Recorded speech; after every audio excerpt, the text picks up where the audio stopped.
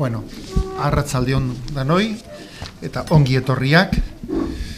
Una muy breve presentación de esta charla testimonio, que es una iniciativa de puertas abiertas dentro de una asignatura que estamos impartiendo en el máster Diálogo, Evangelio, Sociedad, el máster que se imparte en este Instituto de Ciencias Religiosas Pío XII de San Sebastián.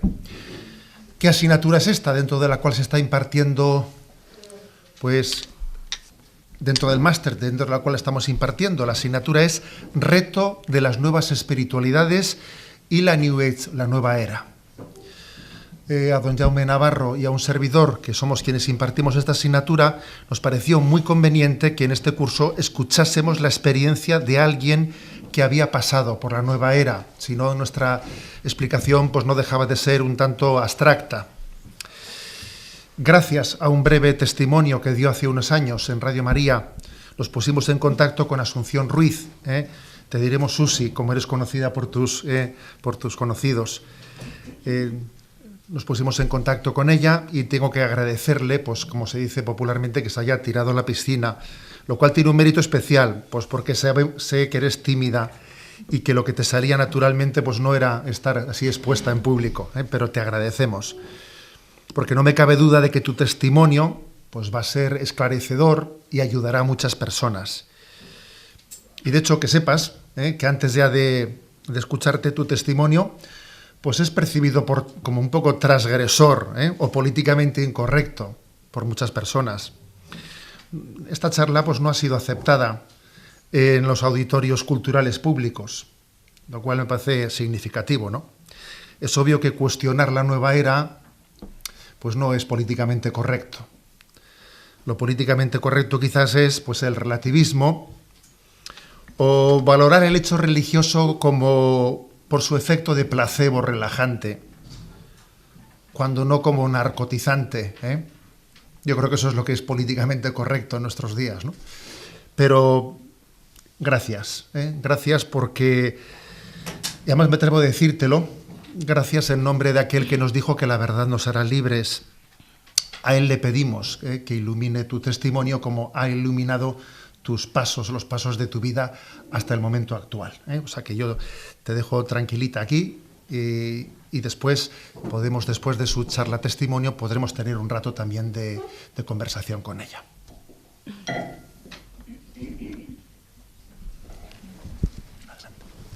Hola, buenas tardes a todos. Bueno, he traído un pequeño guión porque es la primera vez que voy a hablar en público y estoy un poco nerviosa. Y así, pues si me pierdo en algún momento, porque no quiero que se me olvide nada de lo que os quiero contar. Bueno, yo nací en Tarrasa y a la edad de 5 años mi familia se trasladó a vivir a Valencia, que es donde actualmente resido. Crecí en un ambiente familiar y social en el que la religión no estaba presente. Mis padres me bautizaron y recibí también la primera comunión, pero más...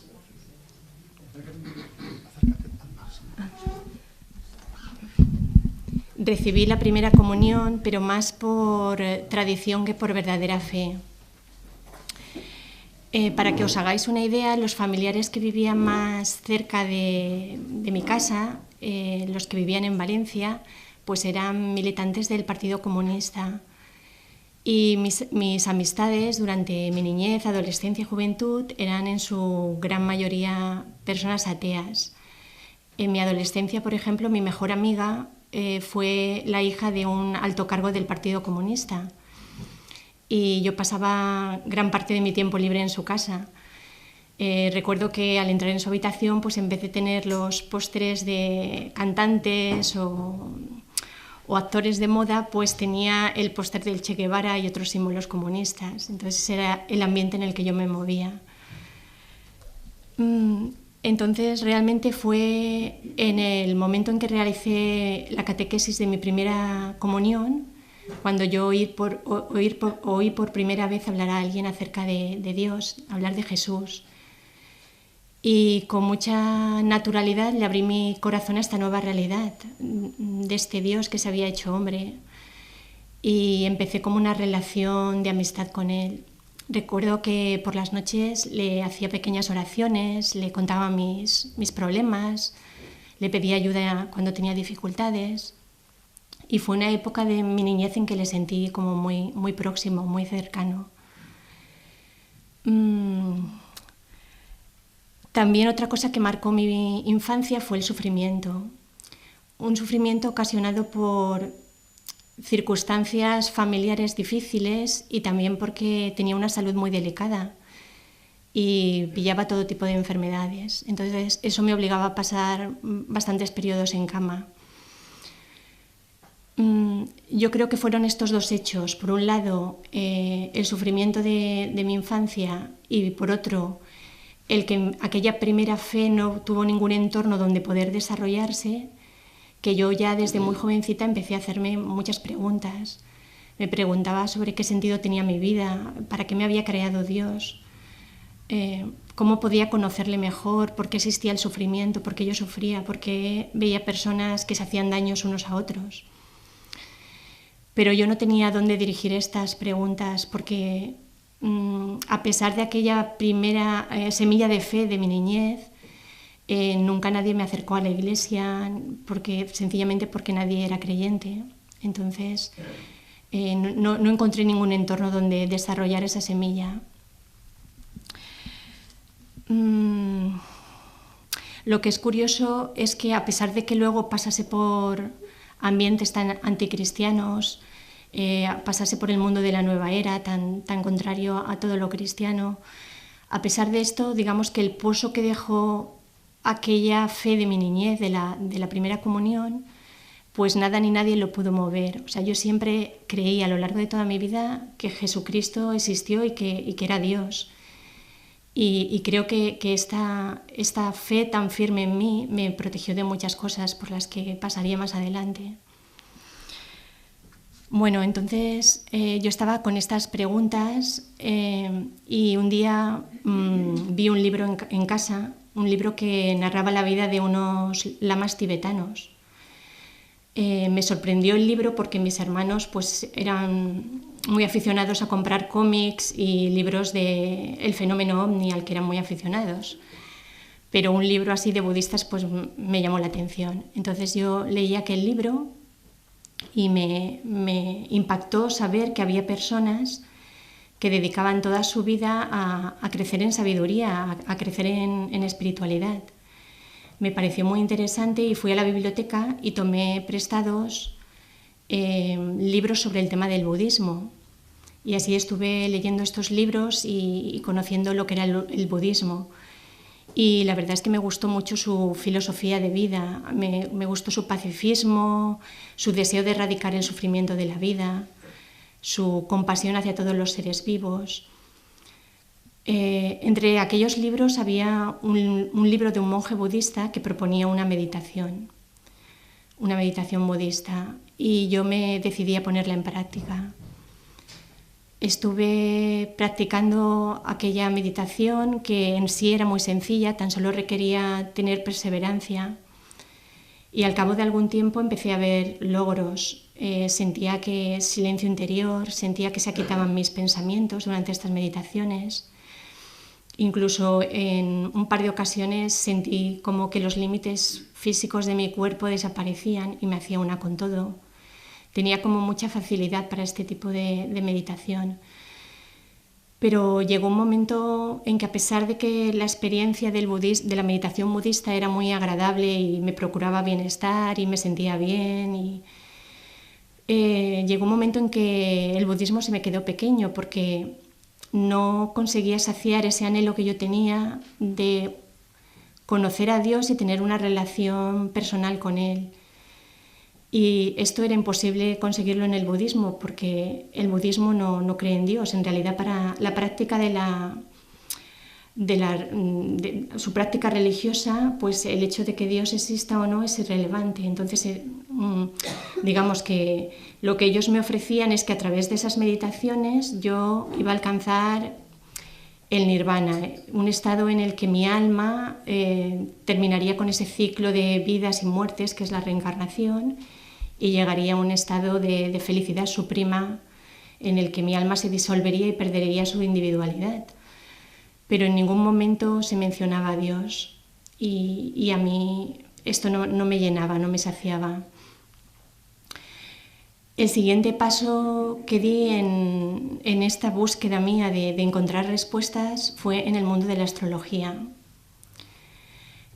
Al centro donde yo estudiaba vino un profesor nuevo de física y química y al finalizar su primer día de clase nos dijo que él era astrólogo, que pertenecía a la Escuela Valenciana de Astrología y nos dijo que iba a impartir un curso de astrología y nos invitó a participar en ese curso. Nos dijo que la astrología iba a ayudarnos a conocernos a nosotros mismos y nos iba a dar unas herramientas para poder afrontar las cosas que nos iban a pasar en el futuro. A mí me pareció interesante y me apunté a aquel curso.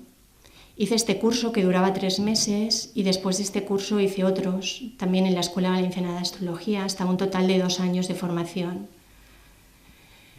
Al final ya era capaz de hacer cartas astrales, de interpretarlas, pero no se cumplieron las promesas de aquel profesor mío de física y química, porque yo miraba mi carta astral y a mí me parecía que mi carta astral era más una previsión que otra cosa, porque veía aquellas influencias planetarias que marcaban mi personalidad, que marcaban las cosas que me iban a pasar en el futuro.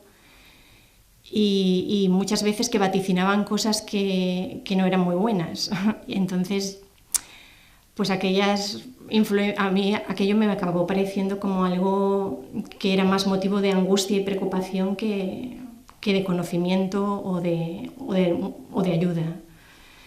Así que poco a poco fui perdiendo interés, fui tomándomelo más como un juego y hasta que al final abandoné la astrología.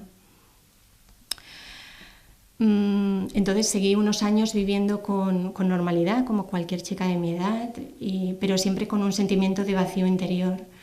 No acababan de interesarme las cosas que le interesaban a las chicas de mi edad. No tenía a nadie con quien hablar acerca de Dios, porque en mi entorno no había nadie que estuviera interesado por el tema de la religión o de Dios. Y así seguí unos años hasta que entré a trabajar en unas oficinas y una compañera de trabajo que se convirtió en amiga mía me dijo que ella iba a hacer un curso ese fin de semana de una cosa que se llamaba Método Silva de Control Mental. Me dijo que por qué no la acompañaba, que fuese con ella, que ese curso nos iba a enseñar a desarrollar nuestra mente para poder mejorar nuestra vida. Yo la acompañé a aquel curso y bueno, el curso se celebraba en la Escuela Valenciana de Enfermería, lo que le revestía de cierta seriedad. Y allí apareció el profesor trajeado con corbata, todo parecía así como muy, muy serio. Y empezó dando muchos datos científicos sobre la mente, en fin, todo muy, muy bien al principio. Entonces, este curso consistía en que el profesor nos inducía a unos estados de relajación profundos, tanto del cuerpo como de la mente. En esos estados profundos de relajación, nuestro cerebro iba a emitir unas ondas llamadas alfa y con la emisión de esas ondas iban a activar partes de nuestro cerebro que de normal no están activadas y eso nos iba a permitir desarrollar la creatividad, la memoria. Íbamos a poder programar nuestro cerebro para tener actitudes más positivas, hábitos más positivos o desprogramar hábitos negativos como el tabaco, cosas así. Y bueno, bien, el curso transcurrió todo muy bien, estábamos haciendo las relajaciones, los ejercicios, pero el segundo día, cuando ya estaba el curso a punto de finalizar o faltaban pocas horas, el profesor nos dijo que en el siguiente ejercicio, cuando estuviéramos en ese estado de relajación profunda, teníamos que invocar a unos guías espirituales y que teníamos que ponerles el nombre que nosotros quisiéramos y que esos guías espirituales iban a realizar ese ejercicio con nosotros y que después, cuando estuviéramos en casa, siguiésemos invocándolos para que nos ayudaran en esos estados de relajación a realizar lo que nosotros quisiéramos llevar a cabo. Claro, a mí aquello me pareció un poco extraño. Y finalmente, pues cuando acabó ese curso, yo puse en práctica algunos ejercicios, como el de la memoria, el de cómo conciliar el sueño, en fin, algunas cosas. Pero como no me sentía cómoda con eso de la invocación de unos espíritus, pues esa parte no la realicé. Y finalmente nada me funcionó, no conseguí nada con aquellos ejercicios y terminé olvidándome de este método. Después, poco después, yo me apunté a un club de senderismo de Valencia. Salíamos todos los domingos a hacer excursiones por la montaña. En una de estas excursiones, una compañera del senderismo me dijo que ella tenía un maestro espiritual y que este maestro le estaba enseñando una técnica que se llamaba Reiki, que servía para sanar. Me dijo que a la siguiente semana el maestro iba a dar una charla y me invitó a acudir allí y a escuchar lo que tenía que decir este maestro. Claro, yo escuché la palabra maestro espiritual y a mí aquello como que me sonó muy bien. Yo pensé, bueno, pues quizás este maestro pues puede ayudarme a contestar estas preguntas que desde mi niñez, desde mi adolescencia están dándome vueltas en la cabeza. Y me acerqué a aquella charla. Cuando conocí al maestro espiritual, de inmediato me inspiró confianza. Era un hombre con un rostro muy bondadoso, era muy sonriente, muy cariñoso, muy afable. Y la verdad es que en aquella charla dijo cosas muy bonitas, utilizaba un lenguaje muy cristiano, incluso nos dijo que él iba a menudo a misa. Entonces nos explicó lo que era el Reiki. El Reiki era una técnica muy sencilla, consistía en sanar a través de la imposición de manos. El que imponía las manos no era el que sanaba, tan solo era un canal a través del cual la energía universal, que estaba disponible para todos nosotros, llegaba, alcanzaba a la persona enferma y realizaba su curación. También nos dijo que el Reiki era compatible con cualquier creencia, que el que fuese cristiano que invocase al Espíritu Santo, el que fuese musulmán Alá, el que fuese ateo que invocase a la energía universal, que eso no importaba. El curso que él ofrecía del primer nivel de Reiki, porque en el Reiki hay 3 niveles, está el que te permite sanar a nivel físico, a nivel espiritual, y luego el tercer nivel que te permite sanar a nivel espiritual. Entonces aquel primer nivel era para la sanación física. Entonces tú, si te apuntabas a ese curso, pues ibas a recibir la iniciación del maestro que te iba a permitir ser canal. Y además te iba a dar unas palabras, unos símbolos que tú tenías que pronunciar y son los que te iban a permitir que esa energía a través tuyo llegara a la persona enferma. Bueno, yo me apunté a aquel curso y realmente yo sentí que allí pasaban cosas. Yo sentí de un modo sensible esa supuesta energía que pasaba a través de mí. Yo sentía una sensación de bienestar y de calor cuando alguien me daba el Reiki. Y entonces pues estas sensaciones físicas me ayudaron a convencerme de que aquello era verdad. Y así empecé a frecuentar la casa del maestro todas las semanas para recibir sus enseñanzas, para dar y recibir Reiki.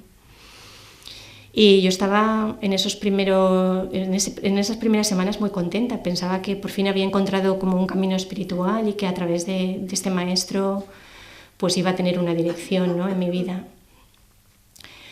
Y al poco tiempo recibí una llamada de la discípula del maestro. Esta discípula me dijo que yo había sido elegida para realizar un curso de alto nivel de Reiki, un curso al que muy pocas personas iban a acceder y que no iba a ser un curso que iba a impartir mi maestro, sino la maestra de mi maestro. Yo me sentí muy afortunada porque esta señora pues mi maestro hablaba de ella con verdadera devoción y veneración, o sea, era como el no va más. Entonces, claro, me dijeron que yo era elegida y yo pues estaba muy contenta. Entonces, aquel curso de alto nivel se celebró un fin de semana en un chalet a las afueras de Valencia.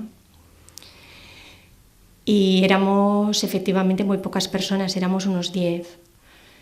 Y bueno, es un poco difícil de describir lo que pasó en ese fin de semana. Voy a intentar dar 3 pinceladas para que os hagáis una idea, porque es como muy largo todo, pero pues en un momento dado la maestra de mi maestro nos dijo que ella era una diosa, y que había adoptado la forma de un cuerpo humano para poder comunicarse con nosotros. Y ¿qué más nos dijo? Y es que nos dijo también que todos los que estábamos allí habíamos sido escogidos para realizar una misión muy importante, que era elevar el nivel de conciencia de los seres humanos en la Tierra. Y luego nos dijo otra serie de cosas, bueno, y acabó diciendo que los evangelios habían sido cambiados por la Iglesia y que Jesucristo no había tenido un hijo solamente, sino que había tenido 2, y que Jesucristo había sido el hijo desobediente. Bueno, además de todos estos disparates que yo tuve que escuchar ese fin de semana, todavía, bueno, os voy a contar una anécdota.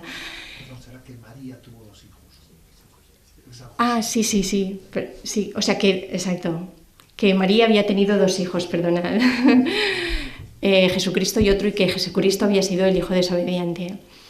Bueno, entonces, os voy a contar esta anécdota. En un momento dado, claro, yo veía que la supuesta diosa no paraba de fumar, y en un momento dado pues le pregunté a mi maestro que cómo era que la diosa estaba fumando. Y entonces él me dijo: claro, es que no ves que necesita anclar su cuerpo a la tierra de alguna manera, porque si no, como es un espíritu, pues subiría al cielo. Y bueno, además, como os decía, de estos disparates, pues me tocó presenciar otra escena más de película, y es que en un momento dado nos pusimos a dar y recibir Reiki, y uno de los chicos asistentes al curso cayó desplomado al suelo y empezó a contorsionarse y a tener como convulsiones. Estábamos todos allí mirando a ver qué estaba pasando, y de pronto vimos que su rostro se mudó, se transformó, y apareció en él como una expresión diabólica. Y empezó a reír a carcajadas tremendas, unas carcajadas tremendas que no parecían ni humanas. Y estábamos todos aterrados, estábamos que no nos podíamos ni mover del miedo que teníamos. Y entonces mi maestro y la maestra saltaron encima de su cuerpo, se sentaron encima de él, él seguía con contorsiones, con convulsiones, y dijeron unas palabras y el chico volvió a su estado normal. Yo no recuerdo que nos dieran ninguna explicación de qué había pasado, qué era aquello, y yo la verdad estaba demasiado asustada para preguntar.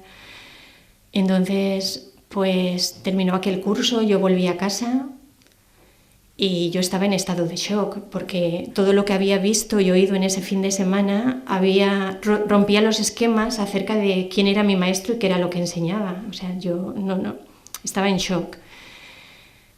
Estando en este estado, recibí la llamada de un matrimonio asistente a ese curso que había tenido exactamente la misma percepción que yo, y tuvimos claro que ya no queríamos volver a visitar a este maestro. Nos pusimos de acuerdo para llamar por teléfono a los otros asistentes al curso y decirles que era mejor que no volviesen por allí. Hicimos algunas llamadas y mi maestro se enteró de estas llamadas.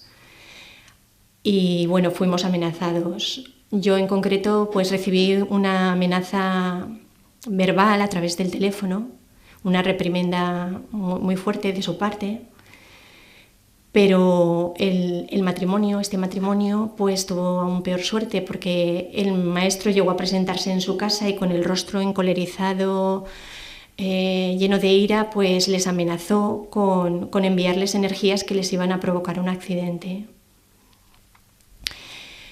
Y bueno, también les obligó a que le entregaran todas las fotos que habían tomado con la cámara que llevaban aquel fin de semana y los negativos.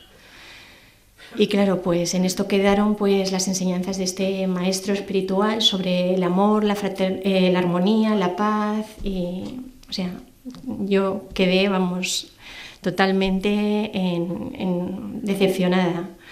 Y además que pasamos algunos días con mucho miedo porque la supuesta diosa pues tenía una serie de personas en aquel chalet trabajando para ella, que estaban a su servicio.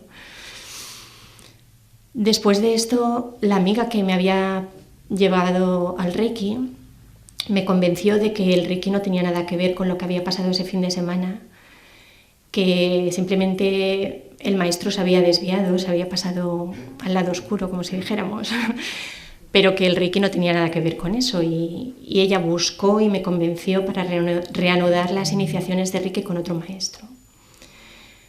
Entonces yo y esta amiga nos iniciamos en el tercer nivel de Reiki, el que te permitía sanar a nivel espiritual.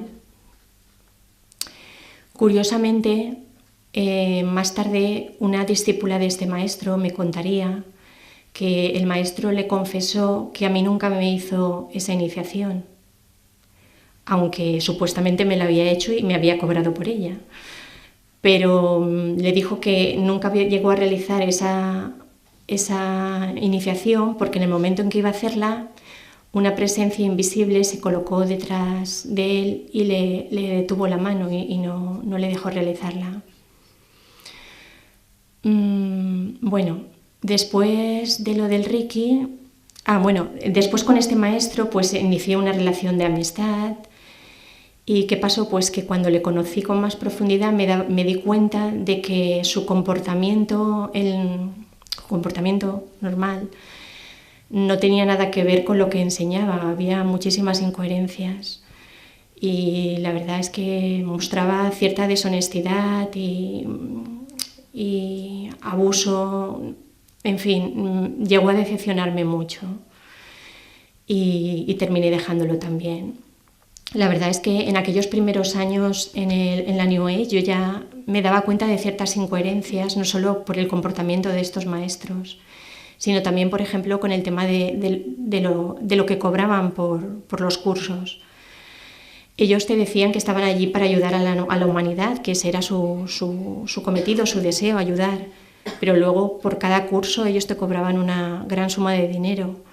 Y se justificaban diciendo que ellos cobraban únicamente porque se habían dado cuenta que dando los cursos gratis la gente no los valoraba.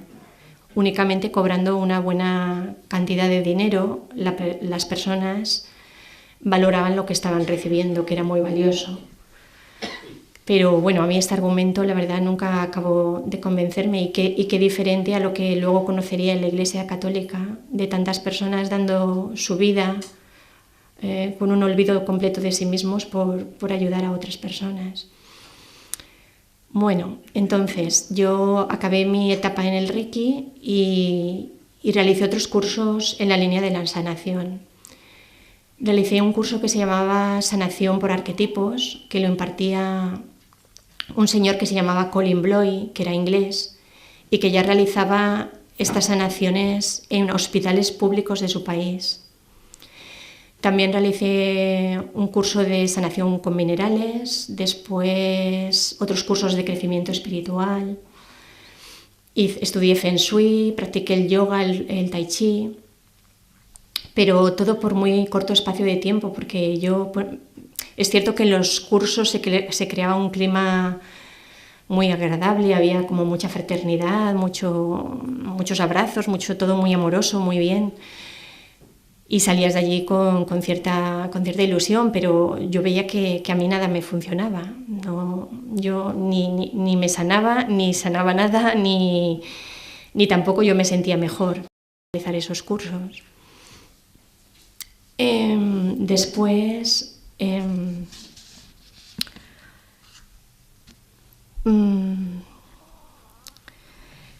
entonces, ¿qué es lo que yo percibí, por ejemplo, durante mi paso por todo este mundo de la New Age? A lo mejor no lo percibí en ese momento en que yo estaba allí, pero sí que lo pude percibir cuando me distancié un poco y podía ver con más claridad. Por un lado, los efectos negativos que dejó en mí mi paso por la nueva era fueron, por un lado, que creció mi egoísmo, mi egocentrismo. Mi madre era una mujer muy humilde, muy sencilla, muy austera, y me había educado en esos valores. Pero yo durante mi paso por la nueva era pues fui haciéndome como más vanidosa. Recuerdo que empecé a gastar mucho dinero en ropa, en productos de belleza, en cosas así, en comidas, en cenas. Porque en la nueva era pues no paran de decirte que tú eres, bueno, divino, que tú te lo mereces todo, que debes de buscar tu propio bienestar, que debes de disfrutar de los placeres de la vida.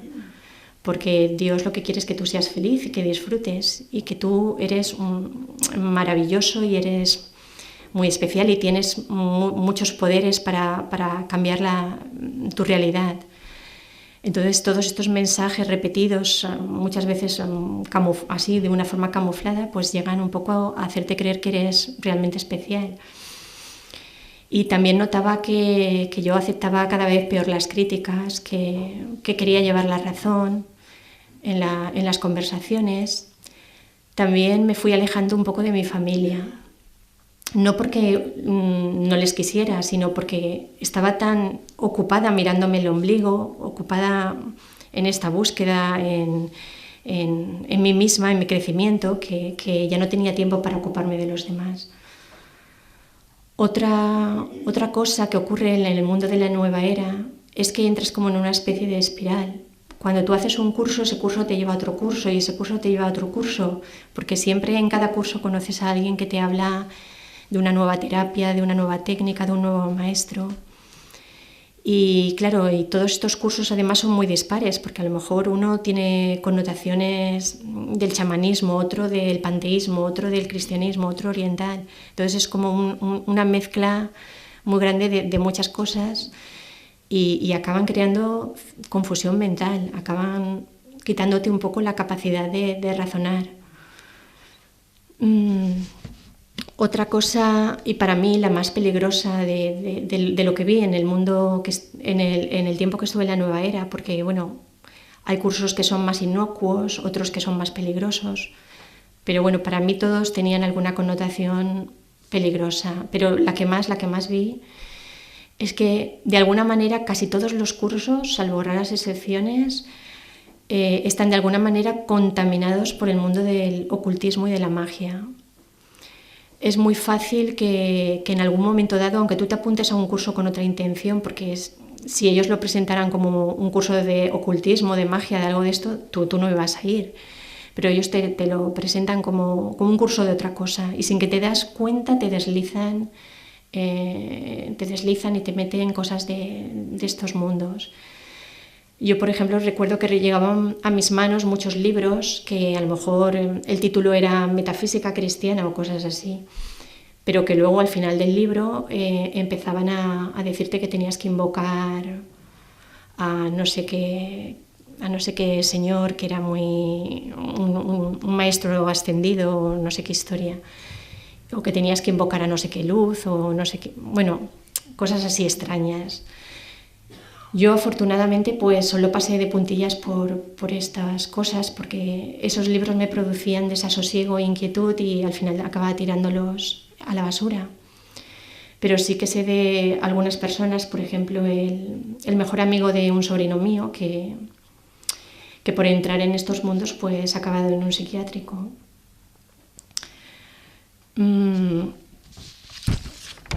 Entonces, claro, vosotros diréis, bueno, pero ¿y por qué tanta gente está metida en esto? ¿Por qué tiene de atractiva la nueva era que atrae a tantas personas, incluso de dentro de la Iglesia Católica? Porque ahora yo, en algunos viajes que he hecho de peregrinación, me he dado cuenta que gente católica, incluso que está en la Iglesia desde pequeño, pues están empezando a hacer cosas de estas, ¿no? Como el Reiki y cosas parecidas. Entonces, ¿qué tiene de atractivo?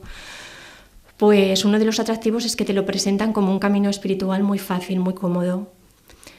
Tú puedes conseguirlo todo a través de estos cursos. Puedes conseguir la prosperidad, la paz, la armonía, el bienestar, todo de una forma muy inmediata.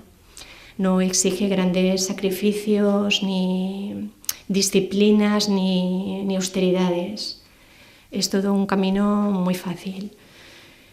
Luego también, te dicen mucho, o normalmente utilizaban estas dos vertientes, o te decían que tú eras Dios, prácticamente, ¿no? que en ti estaba la divinidad y que tú podías conseguir todas estas cosas, o bien que Dios era como una especie de genio de la lámpara que estaba a tu servicio. Entonces, que Dios estaba ahí para concederte cualquier cosa que tú pudieras desear. Otro de los atractivos que tenía la nueva era el lenguaje que utilizaba, que era muy cautivador. Yo creo que es uno de sus anzuelos. Ellos como que toman verdades comunes a todas las religiones, con las cuales cualquier ser humano se puede sentir identificado, y después cada maestro gurú pues ya pone el resto como de su cosecha, ¿no? Y entonces utilizan muchos cursos, por ejemplo, citas del Evangelio, mencionan mucho a Jesucristo, incluso al Espíritu Santo. Recuerdo, por ejemplo, un curso que hice que se llamaba Curso de Milagros, que está basado en, bueno, aunque el nombre sea así un poco llamativo, no tiene que ver con los milagros, pero bueno, era un curso que según los maestros, pues había escrito una psiquiatra americana a través de una voz que le dijo que era Jesucristo. Y ella había canalizado, había hecho una canalización y había escrito este libro dictado por esa voz. Y la verdad, el libro en la parte teórica era muy, muy hermoso, tenía citas muy bellas, además incidía mucho en el perdón, en que invocases al Espíritu Santo, en que tenías que perdonar a todo el mundo, el que te hiciese daño, el que no, que tenías que vivir en paz. En fin, eran cosas muy, muy bonitas. El problema es que luego cambiaba todo el mensaje del Evangelio. Y entonces, pues, no existía el pecado, no existía el mal, no existían los cuerpos físicos. Todo esto es una ilusión de nuestra mente, separada de Dios. Y poco a poco te van cambiando todo el mensaje del Evangelio. Y luego, bueno, la parte práctica del curso a mí me pareció una tomadura de pelo, ¿no? Eran como frases que tenías que repetir todo el tiempo, como una especie de lavado de cerebro. Entonces yo pues lo abandoné de inmediato. Pero bueno, tengo bastantes amigos que están haciendo este curso. Otra cosa que tenía la nueva era de atractivo es que se presentaba como un camino de libertad. O sea, era un camino espiritual en el que no hay dogmas, no hay normas, no hay mandamientos. ¿Por qué? Porque cada uno puede diseñar su camino espiritual a la carta.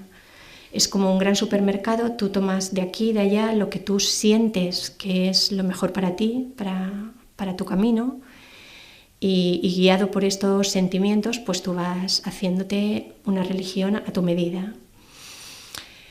Claro, ¿cuál era el problema? Que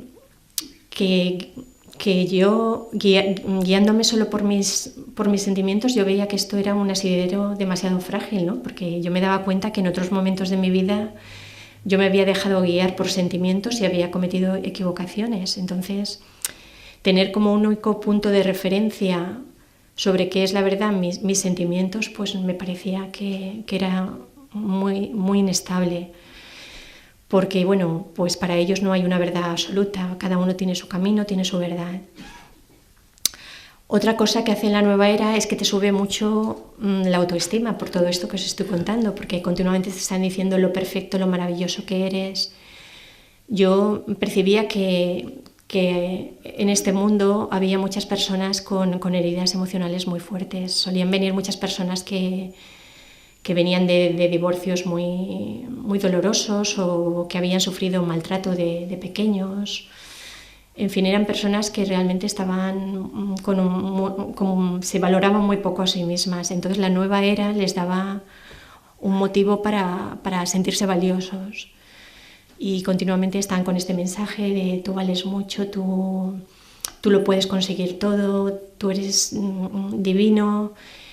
Y claro, ¿cuál es el problema? Que tanto repetírtelo pues también va alimentando tu orgullo. Va alimentando tu orgullo y además como el pecado no existe, sino que eso es un invento de la Iglesia para hacerte sentir culpable, pues al final hace que tú no te fijes en tus defectos y por lo tanto, como no miras a ellos, tampoco puedes superarlo, tampoco puedes mejorar. Simplemente los haces a un lado y siempre es el otro el que tiene la culpa de lo que te pasa. Es el otro porque el otro no está suficientemente evolucionado.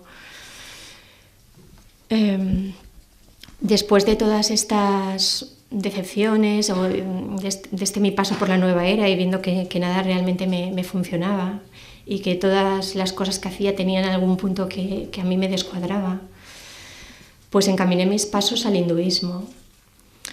No lo hice hacia la religión católica porque por aquel entonces yo ya estaba con muchos prejuicios acerca de la Iglesia. Todo mi paso por la nueva era y por los ambientes tan ateos por los que había pasado de mis amistades, pues me habían creado prejuicios en contra de la Iglesia, de que era una institución que se había quedado obsoleta, que no tenía nada que ofrecer, que había perdido su verdadera esencia. Entonces yo encaminé mis pasos al hinduismo y empecé a leer los textos sagrados hindúes. Leí el Bhagavad Gita, otras cosas, leí a un gran maestro hindú que se llamaba Ramana Maharshi y la verdad me gustaron mucho estas lecturas y pensé que por fin había encontrado una fuente fiable.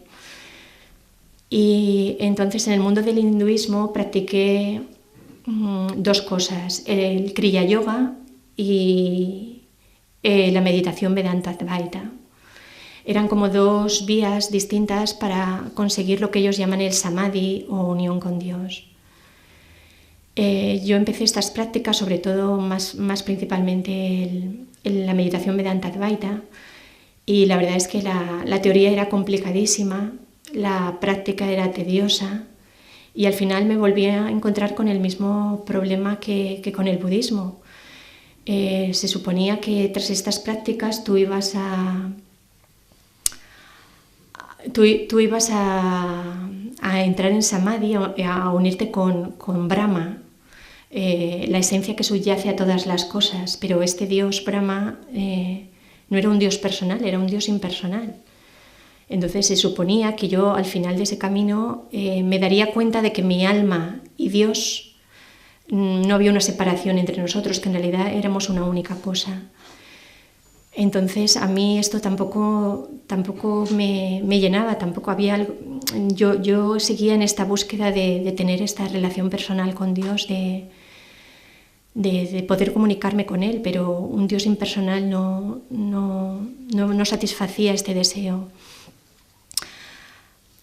Paralelamente a todo esto que os estoy contando, a todo este camino dentro de la nueva era y del hinduismo, yo un verano me fui a hacer la peregrinación al Camino de Santiago, me fui sola. Y caminando, haciendo la peregrinación, me encontré con un chico americano que era católico practicante. Era en realidad la primera persona católico practicante que yo conocía que tenía una fe muy intensa, ¿no? Que lo vivía con mucha intensidad. Y a mí este chico me llamó la atención de inmediato porque tenía, no sé, parecía un ángel, tenía una bondad innata, tenía una forma de tratar a las personas, una delicadeza, una bondad. Recuerdo que en uno de los albergues más fríos del camino, por la zona de León, le vi tiritando de frío en el albergue, envuelto en una vieja manta que había por allí. Y pensé, ¿cómo es que este chico viene al camino tan poco preparado, ¿no? Y después supe por otro peregrino que había regalado su forro polar a otro peregrino que caminaba con una sola prenda de vestir, que era muy pobre. Y yo pensé, bueno, a mí esto me impresionó, pensé, hay una persona que es capaz de dar algo que él necesita, sabiendo que él lo va a pasar mal, para beneficiar a otro. Entonces, y había otras cosas, él siguió haciendo gestos así que me iban llamando la atención, gestos de bondad.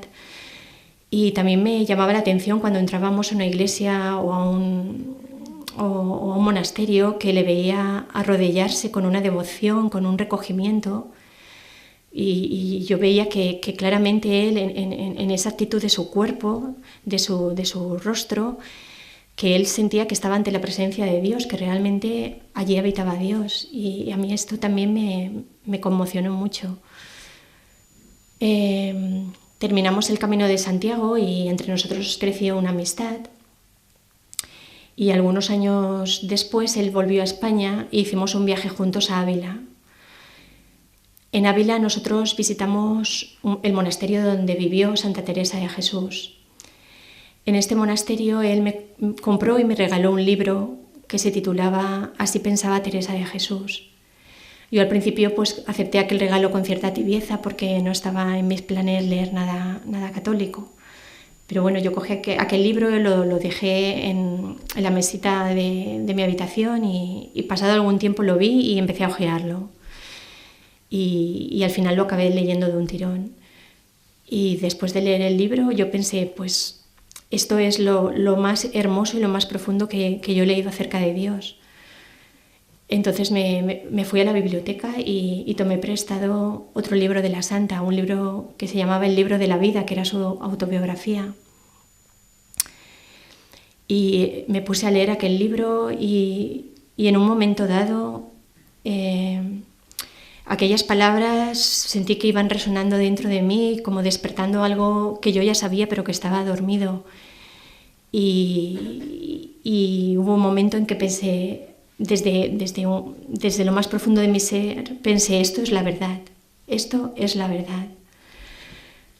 Y al acabar aquel libro, yo me sentía completamente identificada con esta santa, con su fragilidad humana, con sus luchas, con sus debilidades, pero también estaba entusiasmada porque precisamente en el camino de oración de esta santa, en su vida de relación con Dios, en esta relación que ella narraba allí, estaba todo lo que yo había buscado toda mi vida en sitios equivocados. O sea, allí se recogía todo.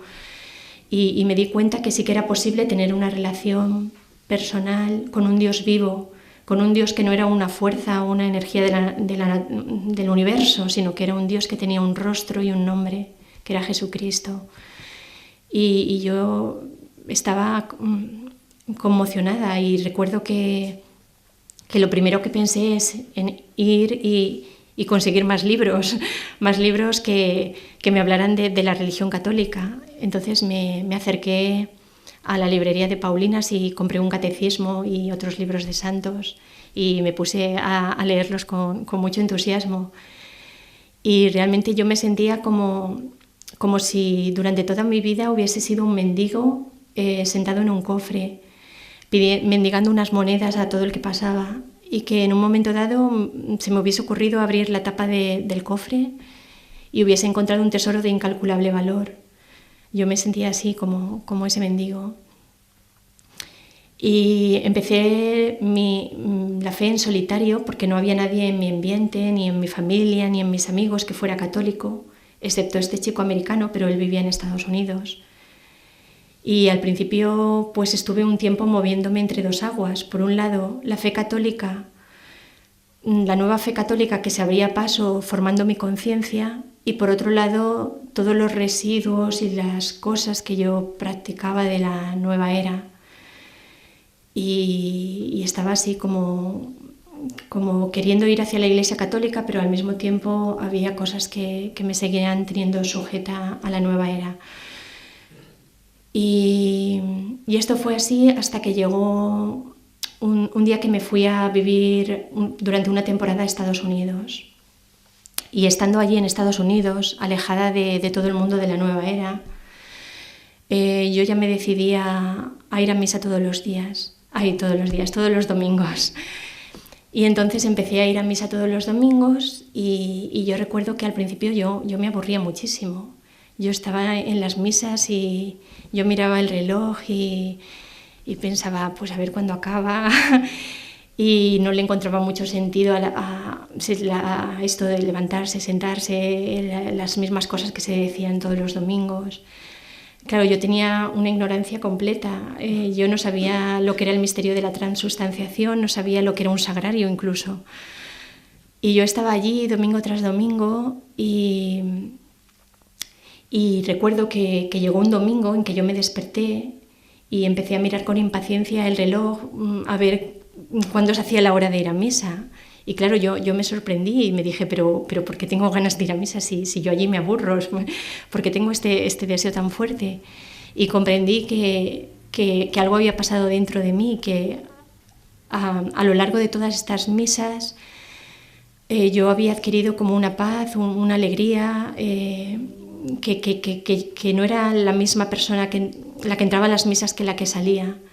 Yo vi que yo ahí, escuchando la palabra de Dios, estando en aquel ambiente, estando con Jesús, algo se producía dentro de mí. Después de esto me decidí a hacer una confesión general. Recuerdo que tuve muchas resistencias, muchas. Yo al principio, cuando estaba estudiando todas estas cosas de la religión católica, sí, había muchas cosas que entendía y que eran como pequeñas piezas de un mosaico que yo iba colocando y me iban mostrando un paisaje que tenía una coherencia, una armonía, que era razonable lo que me proponía la Iglesia Católica. Pero luego había otras cosas que yo no entendía muy bien, entre ellas el tema de la confesión. Yo no entendía por qué tenía que ir a un sacerdote a confesarme y por qué no lo podía hacer directamente con Dios. Tampoco entendía el misterio de la cruz. En fin, había una serie de cosas que yo no acababa de entender.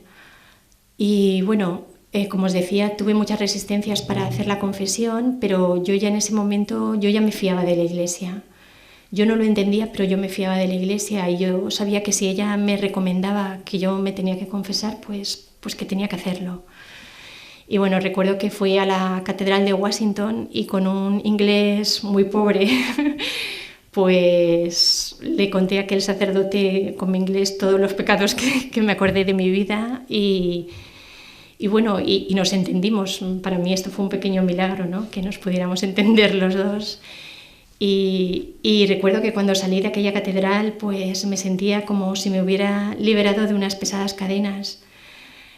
Sentía como si mi cuerpo fuese más ligero, como si me hubiera desatado de un peso de una culpa interior que arrastraba.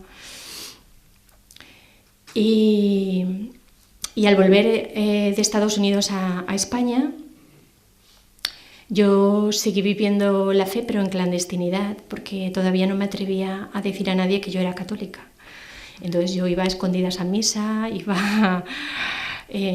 hacía todas estas cosas, pero yo es que pensaba que nadie me iba a entender, ni en mi familia, ni en mis círculos de amistades, creía que me iban a rechazar, no sé.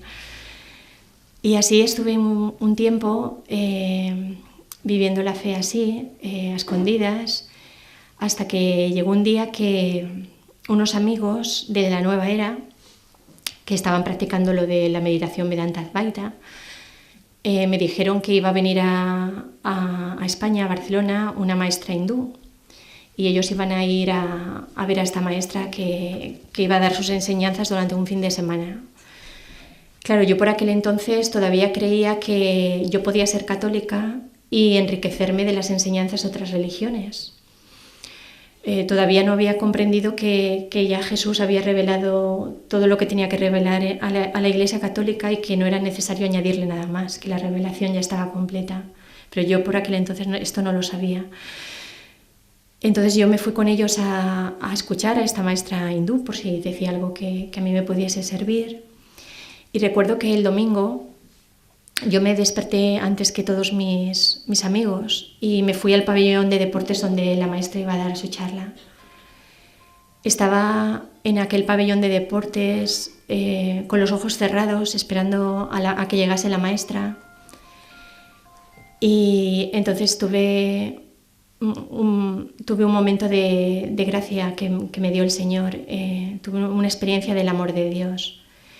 En un momento dado vi todos los pecados de mi vida pasar a través mío y yo, incluso aquellos pecados que yo había confesado en Washington, pero que había confesado mal porque había ocultado cosas por vergüenza o por pudor, no había llegado a decir en realidad el pecado cuál era, sino que había dicho algo así un poco parecido, ¿no? Pero que no era.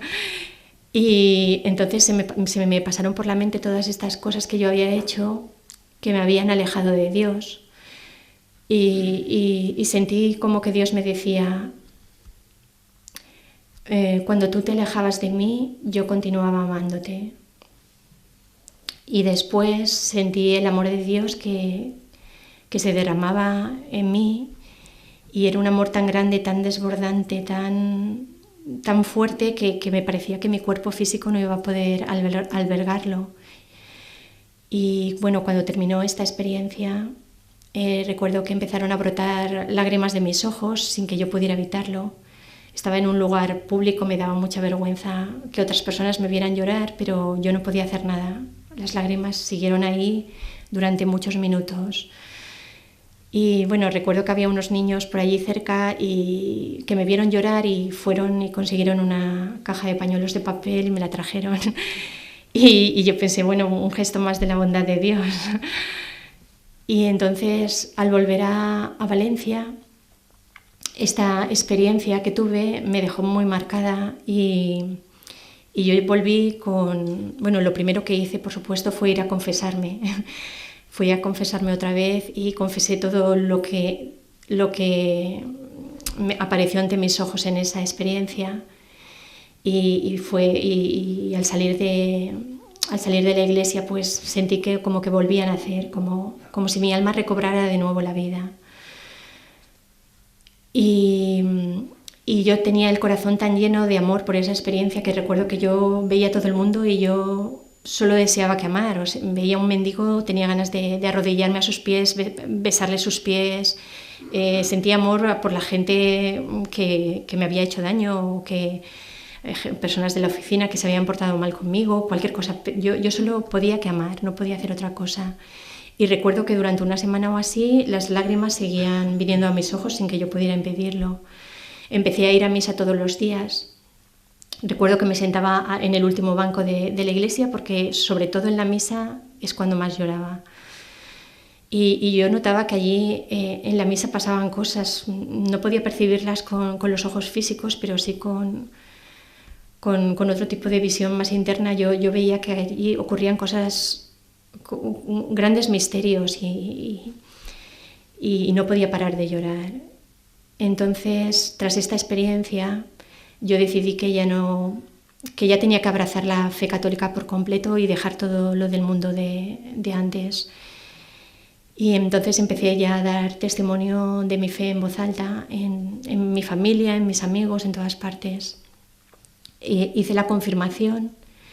Tras la confirmación me sentí mucho más unida a la iglesia, me sentí con más fortaleza en la fe. Y empecé a tener ya el deseo de atraer a otras personas a la iglesia para que pudieran beneficiarse de todas las cosas que yo estaba recibiendo. Y bueno, y así he ido caminando hasta el día de hoy, pues intentando conformar mi vida al Evangelio, muy agradecida por todas las cosas que Dios ha obrado en mí y principalmente por la gracia que me dio de reconocer la verdad cuando la verdad vino a mi encuentro.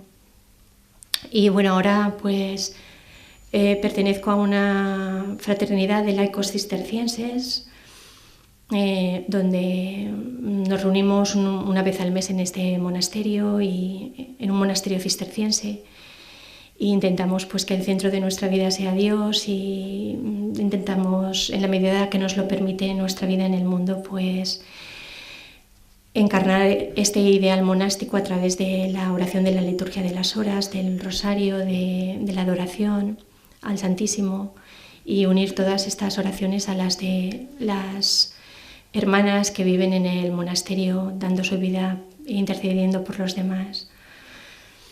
Y bueno, pues eso es todo. Muchas gracias.